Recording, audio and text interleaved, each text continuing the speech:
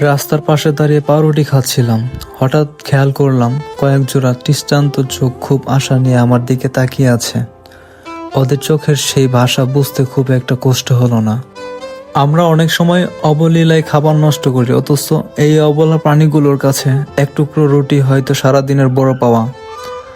ওদের এই অকুতি অপেক্ষা করে একা খাওয়া আমার পক্ষে সম্ভব ছিল না।